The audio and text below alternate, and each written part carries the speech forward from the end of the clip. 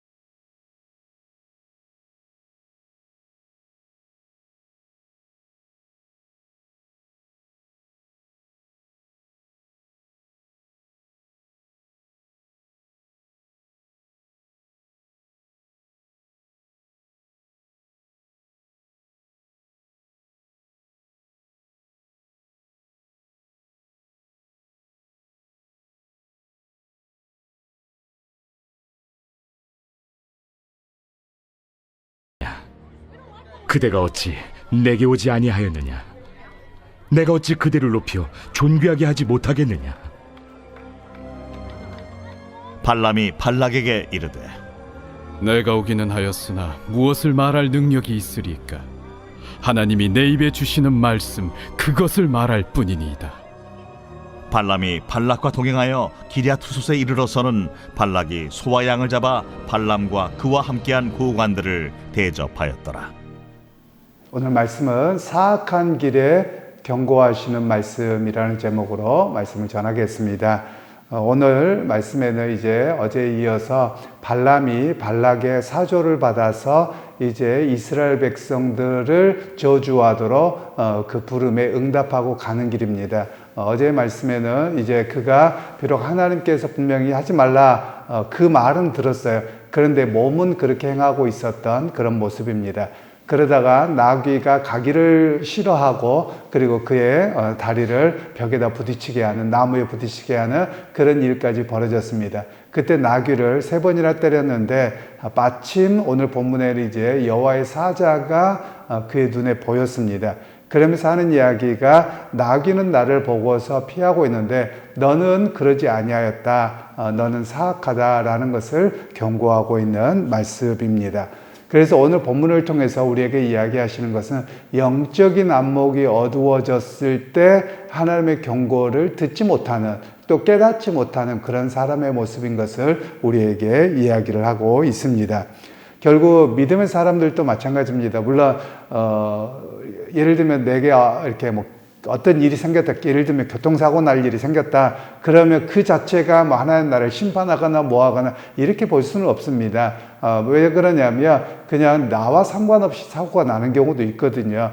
그런데 우리가 한 번쯤은 생각하고 돌아봐야 될 것, 자기 자신입니다. 남에 대해서는 말할 것이 아니고요. 혹시라도 내가 운전을 잘못한 것은 아닌가, 내가 뭔가 이렇게 주의를 이렇게 집중하지 못하고 있는 것은 아닌가, 이렇게 돌아보는 것처럼 우리 인생에서 어떤 어려운 길이 있을 때 혹시 또는 어떤 결정을 하고 나아갈 때 내 욕심을 따라 결정하게 되어서 하나님께서 나에게 다시 한번 생각해 보라고 하는 것은 아닌가, 이렇게 되돌아볼 줄 아는 그런 모습이 우리의 모습이어야 하는 것을 이야기합니다.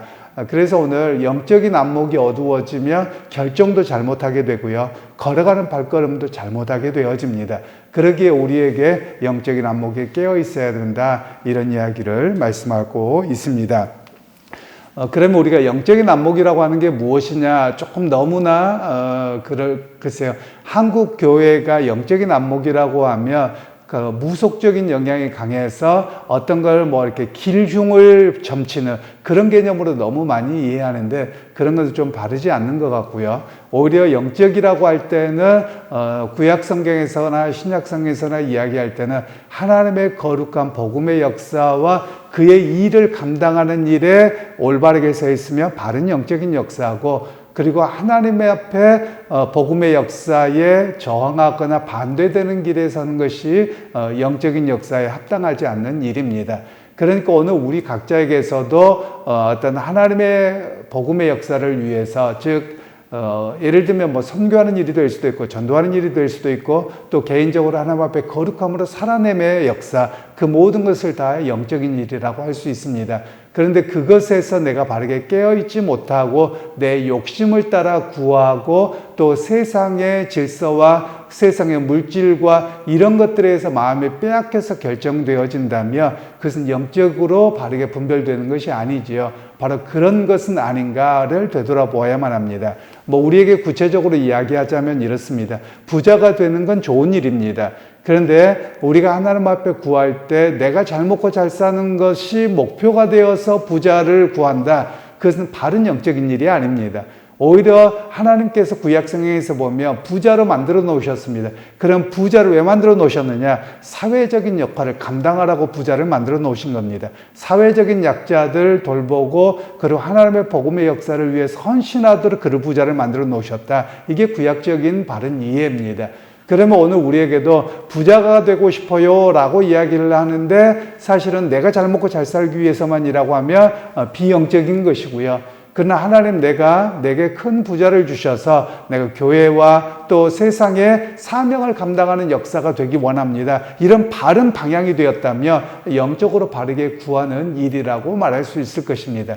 바로 그것에 대한 바른 분별력이 있어야 됨을 오늘 우리에게는 성경에서 말씀하고 있습니다. 그리고 나서 이제 발람이 여호와의 사자의 말씀을 듣고 그럼 내가 가지 않을까요? 라고 했더니 이제 여호와의 사자가 가라고 합니다. 그런데 그 가서 뭐라고 이야기하냐? 내가 너에게 말한 것만 말하라는 거예요. 그러면 여호와의 사자가 왜 이야기를 하냐면 발람이 여기까지 오는 과정을 보면 여호와께서 가지 말라 그랬습니다. 그런데 몸 가고 있었거든요. 그러면 어떤 일이 발생할 수 있느냐면 눈에 보이는 물질과 또 여러 가지의 환경의 유혹을 따라서 말하기가 쉽다는 겁니다. 그래서 여호와의 사자가 다시 한번 이야기하기를 내가 너에게 이르는 말만 하고 다른 말은 결코 하지 말라 이렇게 이야기를 하고 계시는 겁니다. 그래서 오늘 우리에게 말씀하고 있는 것은 자신의 생각과 판단을 배제해야 된다. 이런 이야기로 우리에게 말씀하고 계시는 겁니다. 사실 우리가 눈치가 빠릅니다. 우리 한국 사람들은요. 그래서 너무 빨리 갑니다. 아마도 어떤 일을 행했다면 이래서 그랬을 거야 라고 소설을 너무 많이 써요. 그러다 보니까 뭐가 되냐면 갈등 관계도 많고요. 그것 때문에 오해가 되어서 문제가 되는 일들이 너무나도 많더라라는 겁니다. 뭐 실질적으로 이야기를 하자면 A와 B와 C가 있습니다. 그런데 A와 B가 어느 A하고 저하고 뭐 관계가 나빴다고 하십시다. 그런데 어느 날 B하고 C가 커피 마시고 있어요. 그러면 스스로 어떻게 생각합니까? 분명히 내 욕하고 있을 거야. 이렇게 추측하거든요. 전혀 아닐 수도 있거든요. 그런데 우리는 그래서 오히려 B와도 거리가 멀어지게 되는 그런 모습이 우리에게 많이 발생하는 겁니다.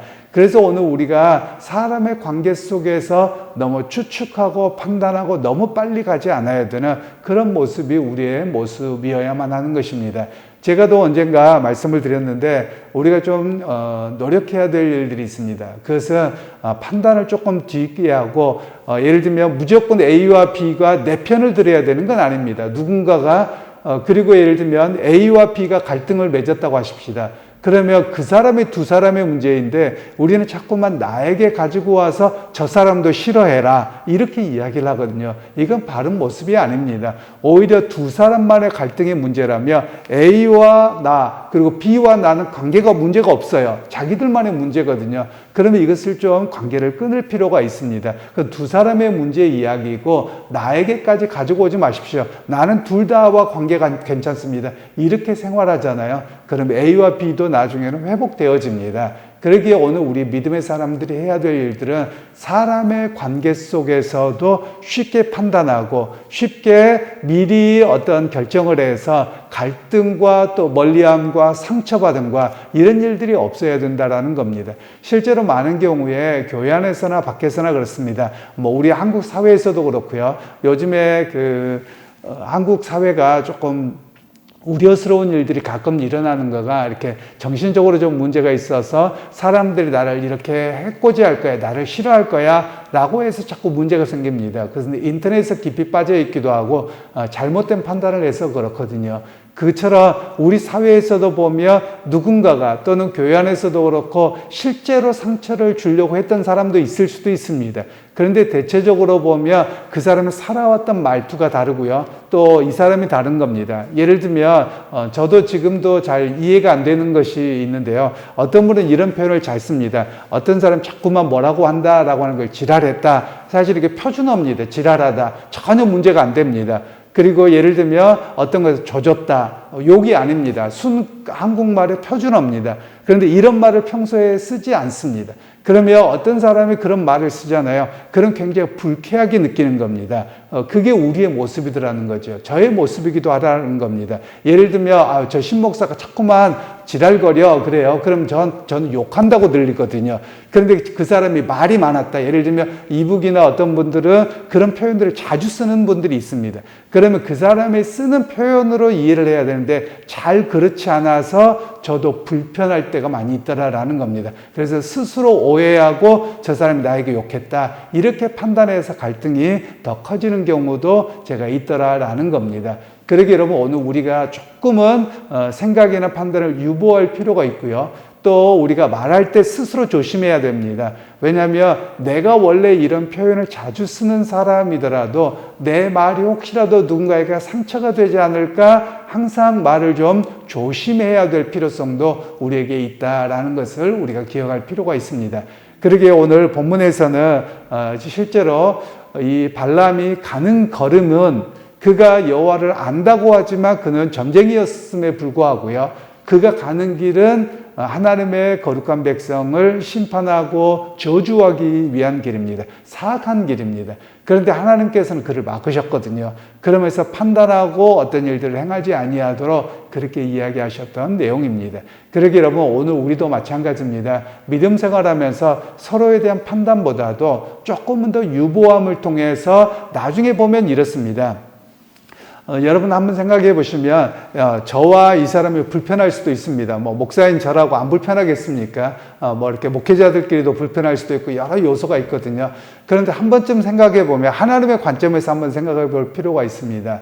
그게 뭐냐면 신목사도 천국 가서 봐야 될 사람이고 이 목사도 천국 가서 봐야 될 사람입니다. 그런데 서로가 안 보면서 뭐라고 해요?